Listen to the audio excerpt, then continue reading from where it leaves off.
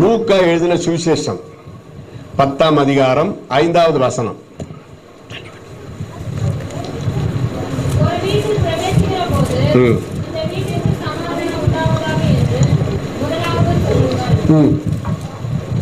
சமாதான பாத்திரன்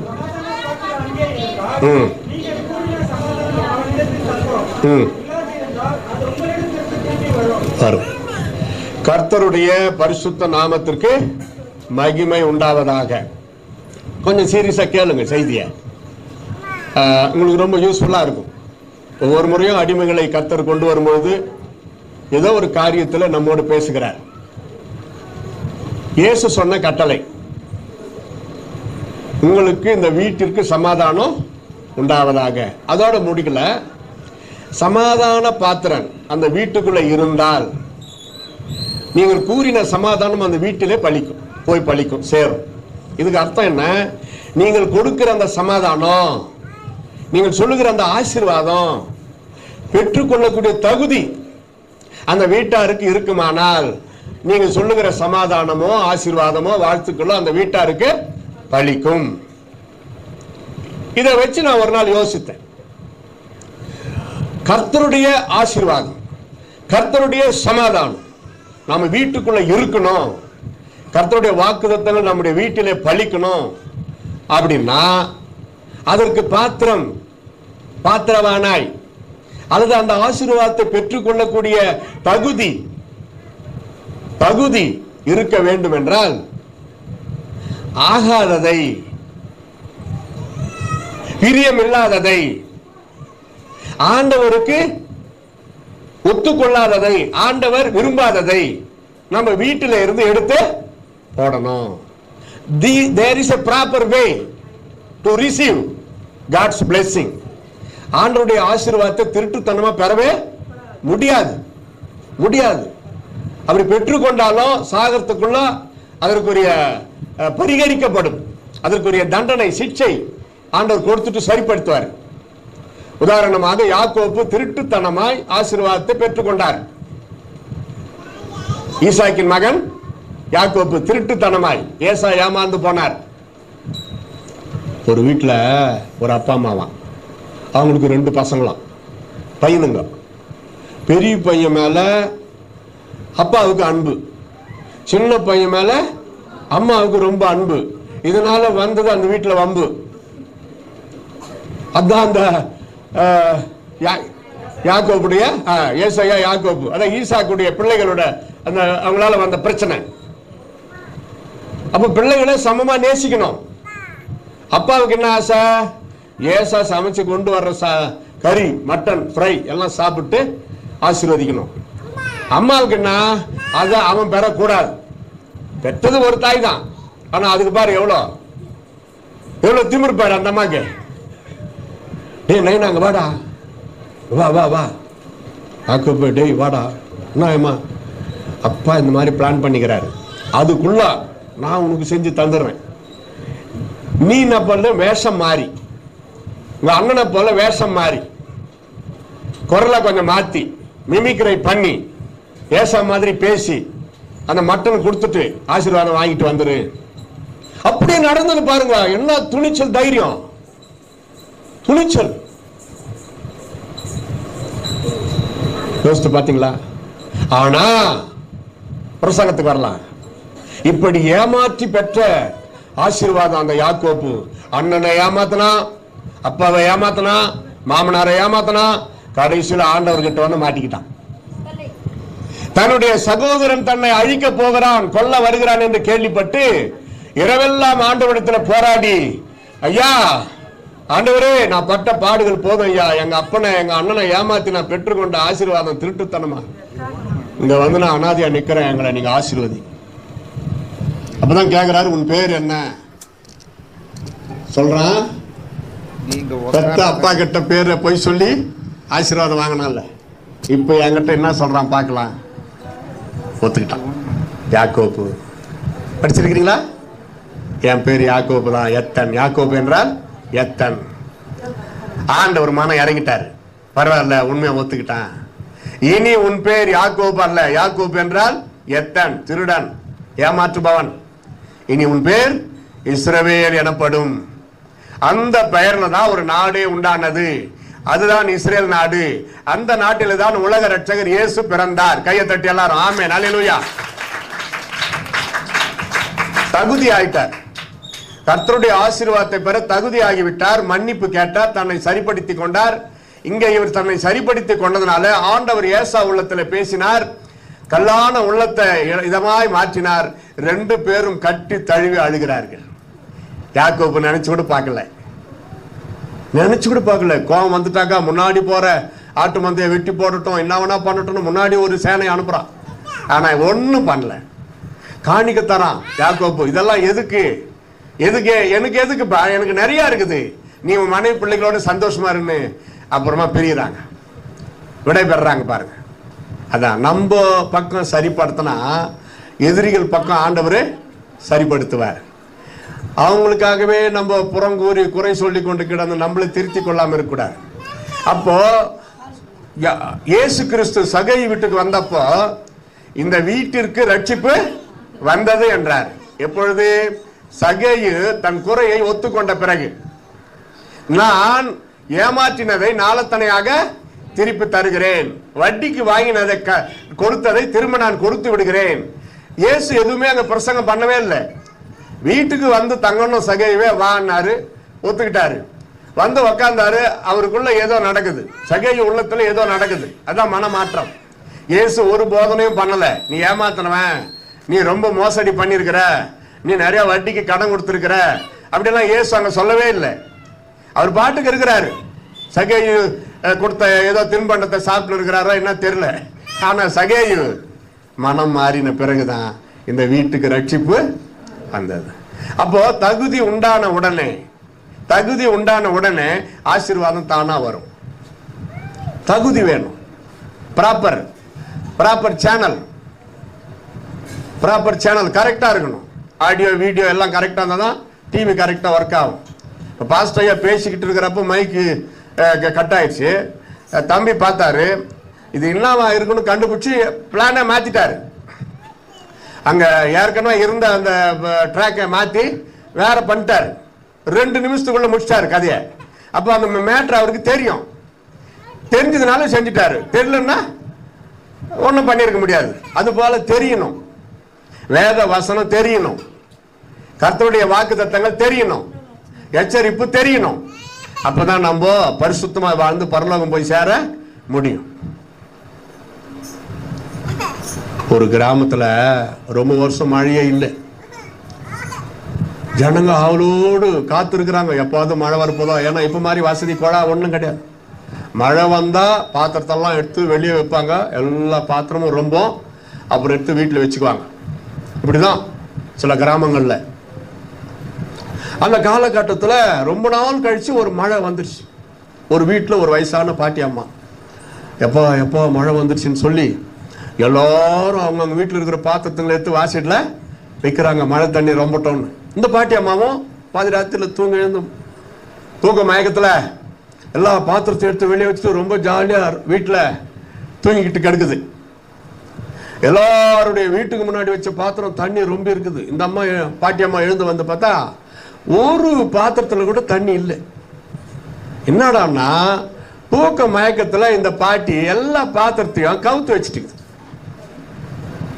நேரா வைக்கல, உல்டா கவுத்து வச்சுட்டு இருக்குவே. மழை தண்ணி நிரம்பல.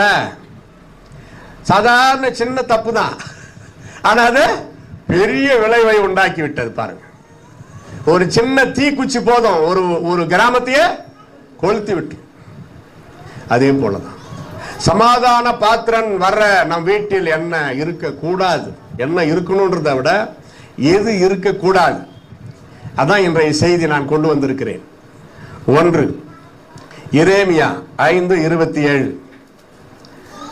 கபடு என்று சொல்லக்கூடிய சுபாவம் ஒரு வீட்டுக்குள் இருக்கிற கணவனோ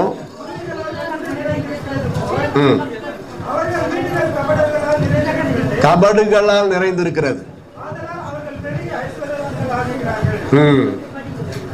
கபடுகளால் ஐஸ்வர்யனாக கூடாதுன்றார்.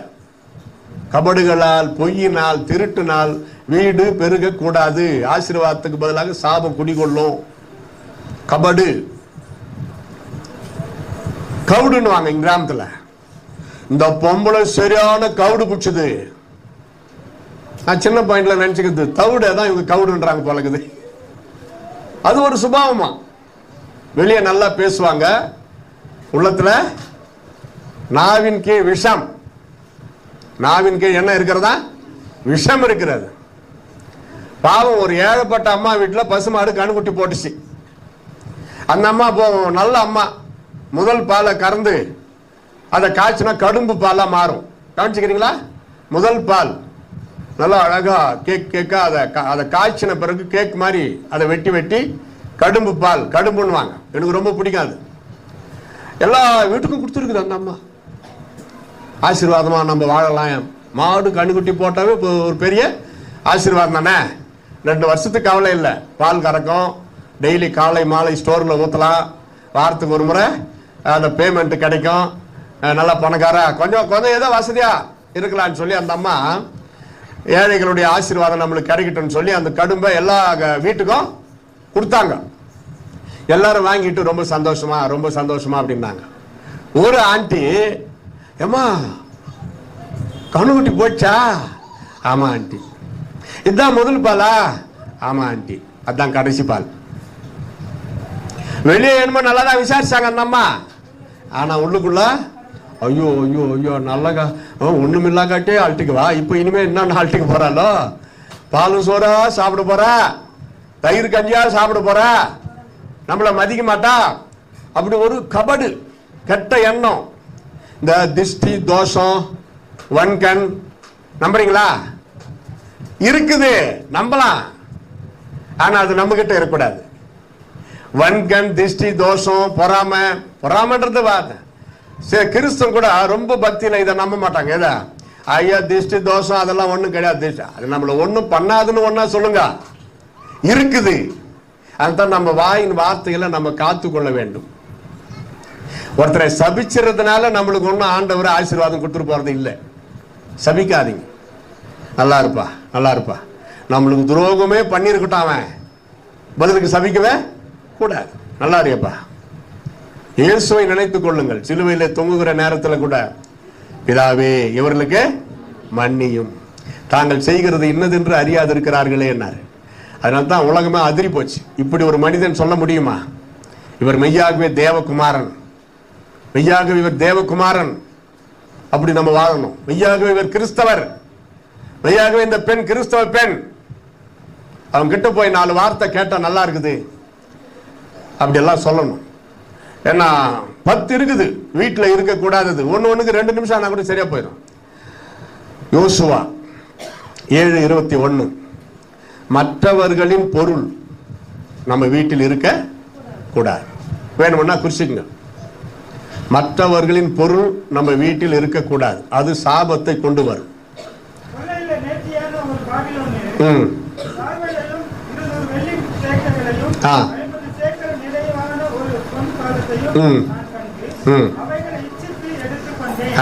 அந்த ஆகான் சொல்றான், அவன் ஒரு குடும்பஸ்தன் தான். அவன் பண்ண அந்த ஒரு தப்புக்கு அவன் மனைவி, பிள்ளைகள், சொந்த பந்தம் எல்லாத்தையும் வெட்டி போட்டான்.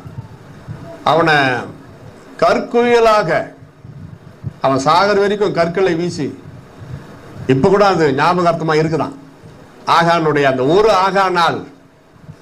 ஒரு ஆகான் செய்த அந்த தவறினால் இஸ்ரவேல் மக்களுக்கு தோல்வி உண்டாகிவிட்டதை மக்கள் உணர்ந்தார்கள். ஒருவன் செய்த தப்பு குடும்பத்தையே பாதிக்கிறதை பார்க்கலாம். ஒரு குடிகாரன் குடிக்கும் பொழுது மனைவி விதவையாகிறாள், பிள்ளைகள் அனாதைகள் ஆகிறார்கள். அவன் குடித்து பாதியிலே ஈரல் குடல் எல்லாம் வீங்கி வெடித்து சாகிறான். சொன்னாக்க கேட்கறது இல்லை. அதான் ஆண்டவர் சொன்னார், குடிகாரனே உனக்கு ஐயோன்னாரு. அப்ப வேணா பயம் வரவானா? இப்படிதான் எல்லா பாவமும். அது மட்டும்தான் இல்லை. அடுத்து யோபு 22:23, கபடு இருக்கக்கூடாது, மற்றவர்களுடைய பொருள் நம்ம வீட்டில் இருக்கக்கூடாது. அடுத்தது யோபு 22:23, அக்கிரமம் என்கிற சுபாவம் நம் வீட்டில்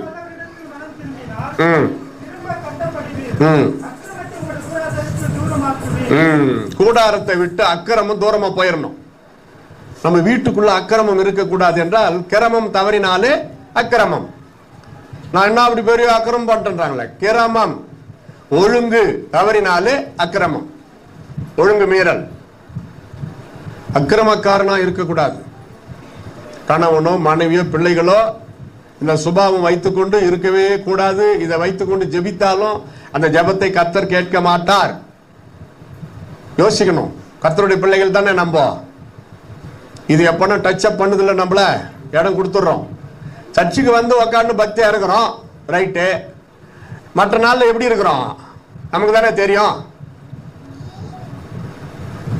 சண்டே சர்ச்சுக்கு வர்றோம், பிரசங்கத்தை கேட்கிறோம், மதியம் சாப்பிட்டு ரெஸ்ட் எடுக்கிறோம், பரவாயில்ல, அன்னைக்கு பரிசுத்தமா போச்சு.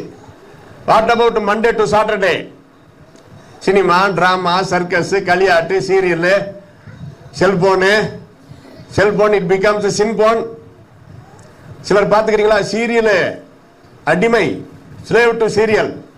அதெல்லாம் கற்பனை, கட்டுக்கதை, விளம்பரதாரர்கள் நிகழ்ச்சி. அது மெய்யென்று நினைத்து அழுது கொண்டு அதை பார்த்து கொண்டு இருக்க கூடாது.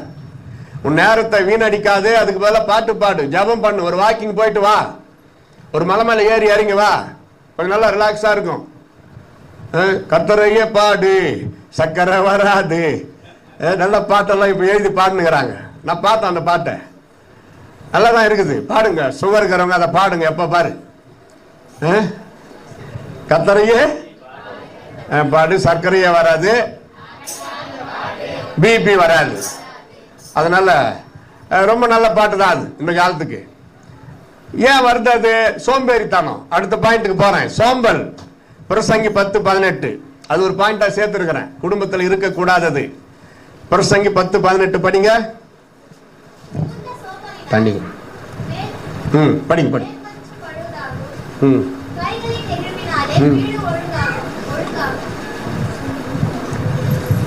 ஒரு குடும்ப தலைவன் வீட்டில் ஒரு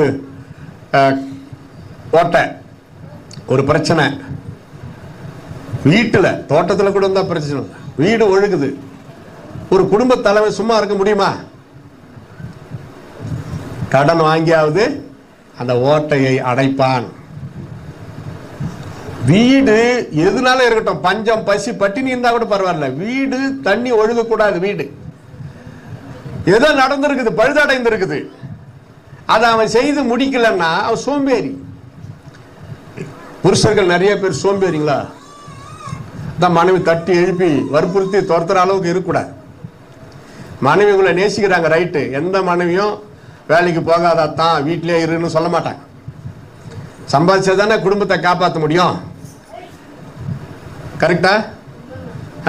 யாருமே சொல்ல மாட்டாங்க வேலைக்கு போகாதீங்க, வீட்டிலே இருங்க, நான் உங்களுக்கு சம்பாதிச்சு போடுறேன்னு சொல்லுவாங்களா? அவங்க போகாவிட்டாலும் புருஷனை உஷார்படுத்தி ரெடி பண்ணி அனுப்பி வைப்பாங்க. அதுக்கு பதிலா நீங்களே புருஷர்களே சுறுசுறுப்பை வரவழைக்கணும். ஒரு ஆபீஸ் ஒர்க்குக்கு போற ஒரு புருஷன் அது கணக்கு போட்டு டைம் பார்த்து எப்போ எழுந்து ரெடியானா ஆபீஸ் போய் சேர முடியும், கணக்கிடணும். எவ்வளோ பேர் போறாங்க, மெட்ராஸில் போய் வேலை செஞ்சுட்டு வராங்க டெய்லி, தெரியுங்களா? நான் கேட்டிருப்பேன். ஆர்கேபேட்டில் சிலரை கேட்பேன், சென்னையில் இந்த கம்பெனியில் வேலை செய்யறேன்னுவா, எப்படிப்பா அங்கேயே தங்கியிருக்கிறியா? இல்லை, நான் டெய்லி போயிட்டு வர்றேன்றான். 4 மணிக்கு எழுந்து ரெடி ஆகி போறான் காலையில், நைட்டு 10:30 வந்து பாவம் குளிச்சுட்டு சாப்பிட்டு தூங்குறான். காலையில் இப்போ எப்படி இருக்கும் பாருங்க. வேற வழி, வயிற்று பிழைப்புக்கு. உண்மையாவே அப்படியே பட்டவங்களை பாராட்டுறேன். சோம்பார் இல்லாம சுறுசுறுப்பா இருக்கிறான் பாருங்க. அதுதான் 60 வயதுல ரிட்டையர்மெண்ட் கொடுக்குறாங்க அரசாங்கம். 60 வருஷம் வேலை செய்தார், பணி ஓய்வு கொடுக்குறாங்க. அவருக்கு வேண்டிய போனஸ், அரியர்ஸ் எல்லாத்தையும் கொடுத்து பாராட்டு விழா நடத்தி நல்ல ஃபங்க்ஷன்லாம் வச்சு அவருக்கு பாராட்டு நடத்தி கொடுத்துட்றாங்க. அவருக்கு கொடுக்க வேண்டியதெல்லாம் கொடுத்துட்றாங்க. ஃப்ரீயா இருங்க ஐயா, ரெஸ்ட் எடுங்க, ஓய்வு. உண்மையாவே ரெஸ்ட் எடுக்கணும். 60 வயசுக்கு மேல திருப்பி பண ஆசை பிடிச்சி எங்கன்னா செக்யூரிட்டி வேலைக்கு போகலாம், கேட் கீப்பரா போகலாம், நைட் டியூட்டிக்கு போகலாம். வேண்டாம். அதுக்கு பதிலாக ஜபம் பண்ணுங்க, கைப்பிரதியை கொண்டு போய் கொடுங்க, தெருவில் நின்று இயேசு கிறிஸ்துவ பற்றி பாட்டு பாடுங்க, ஜபம் பண்ணுங்க, சுவிசேஷத்தை அறிவியுங்க. ரிட்டையர் ஆன பிறகாவது இயேசுநாதர் ஊழியத்தை செய்யுங்க. அல்லேலூயா சொல்லுங்க. ஆமென். யோசிக்கணும். நிக்கிறதுக்கு பலன் இருக்கிற வரைக்கும் தாராளமா ஊழியத்தை செய்யலாம். சோம்பல் இருக்கக்கூடாது. அடுத்து முக்கியமானது நீதிமொழிகள் 21:9, நீதிமொழிகள் 21, 25, 26 ஒரே அதிகாரம் தான். நீதிமொழிகள் 21 முதல் 9. 25. 26,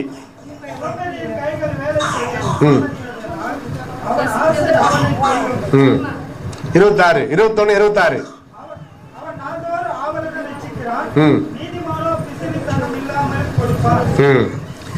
நீதிமொழிகள் 21:9 இருக்கிறது பாயிண்டா எடுக்கலாம். சண்டை. கிறிஸ்தவர்கள் கர்த்தருடைய பிள்ளைகள் வீட்டில் என்ன இருக்கக்கூடாது? எல்லாம் சத்தமா சொல்லுங்க. ஆமா. ஆனா அது இருக்குதா? சண்டை வராம இருக்குதா? அந்த வார்த்தை சொன்னாவே மண்டை வெடிக்குது. அதனால்தான் அது இருக்கக்கூடாதுன்றார் ஆண்டவர். சமாதானம் பண்ணுகிறவர்கள் பாக்கியவான்கள், அவர்கள் தேவனுடைய புத்திரர் எனப்படுவார்கள். அப்ப சமாதானத்துக்கு ஆப்போசிட் என்ன? சண்டை. அந்த வசனத்தை நான் எப்படி சொல்றேன்? சமாதானம் பண்ணுகிறவர்கள் பாக்கியவான்கள், சண்டை பண்ணுகிறவர்கள் சபிக்கப்பட்டவர்கள். சமாதானம் பண்ணுகிறவர்கள் தேவனுடைய புத்திரர் எனப்படுவார்கள், சண்டை பண்ணுகிறவர்கள் பிசாசின் புத்திரர் எனப்படுவார்கள். இயேசுநாதரையும் துதிக்கிறோம், சண்டையும் போடுறோம். அங்க இயேசு இருப்பாரா? நம்ம நினைக்கிறோம் இயேசு இருக்கிறாருன்னு. பகல்ல நல்லா சண்டை போட்டு சாயந்தரம் அல்லது நைட்டுக்கு முட்டி போட்டு சோத்திரம் அல்லேலூயா சொன்னா ஆண்டவர் அந்த ஜெபத்தை அங்கீகரிப்பாரா? யோசிக்கணும். சண்டையை சமாதானமா மாத்தத்துக்கு தான் நம்ம ட்ரை பண்ணணும். கணவன் மனைவிக்குள்ள கூட சண்டைன்னு வரக்கூடாது. நல்லா கவனிங்க. பேச்சுவார்த்தை வேற, சண்டை வேற. அன்பா ஆரம்பிப்பாங்க ஒரு மேட்ரு, அது சண்டையில முடியும். நிறைய இடத்துல மனைவினால அது வரும், சில இடத்துல புருஷனால அது வரும். சிலர் அவங்களுக்குள்ள எந்த பிரச்சனையும் இருக்காது, வெளியில இருந்து வராங்களே நம்ம வீட்டுக்கு, அவங்க மூலமா வந்துடும். அந்த லூசுங்க என்ன பண்ணோம்? சண்டையை மூட்டிட்டு போயிடுவாங்க. நம்ம உஷாரா இருக்கணும். நம்ம கணவன் மனைவி ஒருத்தரை ஒருத்தர் புரிஞ்சுக்கிட்டு மற்றவங்க சொல்றதெல்லாம் நம்பாம உஷாரா இருக்கணும். அதுக்குதான் ஒரு ஆவியை பகுத்தறிகிற ஒரு கிருபை வரத்தை கேட்கணும் ஆண்டவர்கிட்ட. பிசாசு பெரிய அளவுல போராட்டத்தை உண்டாக்கிட்டு கலாட்டா பண்ணிட்டு அப்படியெல்லாம் வேலை செய்ய மாட்டான். ஏற்கனவே சொன்ன பாத்தீங்களா, சின்ன ஒரு தீக்குச்சி. எப்படி சின்ன ஒரு தீக்குச்சின்னா எப்படி தெரியுமா?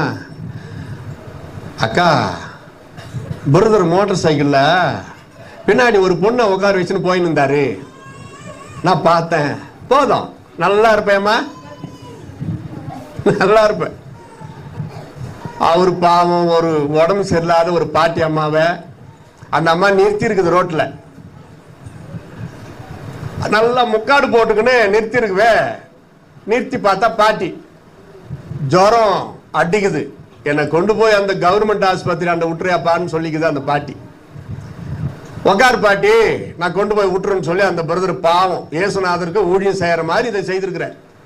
விட்டுட்டு வேலைக்கு போயிட்டு எல்லாம் முடிச்சுன்னு நம்ம மனைவி முகத்தை போய் பார்க்கலான்னு சந்தோஷமா வராரு. அப்பாவி புருஷன் வேலைக்கு போயிட்டு களைப்பா வராரு. தண்ணி கொடுப்பா, என் மனைவி குடிச்சுட்டு அவள் முகத்தை பார்த்து நான் சந்தோஷப்படுவேன். குறுக்கு எத்தனையோ பிகருங்க வந்து போயின்னு இருக்குது. அதெல்லாம் என் மனைவியின் அழகுக்கு இதெல்லாம் ஈடாகுமா அப்படி நினைச்சுன்னு வராரு. வீட்டுக்கு வந்தா அது நிக்குது, பஜேரி மாதிரி நிக்குது.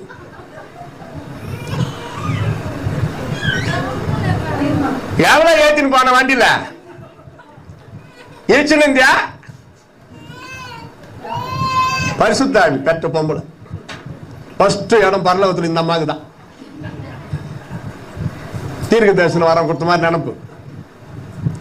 என்னம்மா சொல்றேன், நான் எவ்வளவு சந்தோஷமா உன்னை பார்க்கலான்னு வந்தேன். ஆமா வருவேன். வர்றப்ப மூஞ்சா பார்த்தா தெரியல. எல்லாம் அது என்ன யோசிக்குதோ எல்லாம் திட்டி முடிச்ச பிறகு ஒரு பாட்டி அம்மா ஜுரம் 60 வயசுக்கு மேல இருக்கும், நிக்க கூட பலம் இல்லை. அவங்கள கொண்டு போய் கவர்மெண்ட் ஆஸ்பத்திரியில் விட்டுட்டு நான் வேலைக்கு போனேன். பாட்டி அம்மாவா இருந்தாலும் வாலிப பொண்ணா இருந்தாலும் சேரியா தான் தெரியும். உடம்பு தான் வயசான உடம்பு, சேரிக்கு வயசாகுமா? அவ இந்த பொண்ணு நல்ல சமாதானமான வார்த்தைய கலகம் பண்ணிட்டு போயிடுச்சு. ஆனா அதுக்கு தெரியும் இன்னைக்கு ஒரு பூகம்பம் நடக்கும் அப்படின்னு. அதுதான் ஐயோ, அப்படியேப்பட்டவங்களுக்கு ஐயோ. இது ஒரு ஞானம் உள்ள புருஷனை நம்புகிற ஒரு மனைவியா இருக்குமானால் இருக்கட்டும். என்ன இப்போ ஒருவேளை லிப்ட் கேட்டிருப்பாங்க, கொண்டு போய் எங்கன்னா இறக்கி விட்டு போவாரு. அதை பத்தி உனக்கு என்ன? ஒரு வார்த்தை பேசியிருந்தா பிசாசு வெக்கப்பட்டு போயிருக்கும். நம்ம பிசாசுக்கு இடம் கொடுத்துருச்ச. இப்ப நீ என்ன ஜெபம் பண்ணாலும் ஆண்டவர் கேட்பாரா? வார்த்தை, நல்லா கவனிங்க, வார்த்தை. உன் வார்த்தைனாலே, மத்தேயு 12:37, நீ உன் வார்த்தைனாலே நீதிமான் என்று தீர்க்கப்படுவாய் அல்லது குற்றவாளி என்று தீர்க்கப்படுவாய். வீண் வார்த்தைகளுக்கு நியாய தீர்ப்பிலே கணக்கு கொடுக்க வேண்டும்.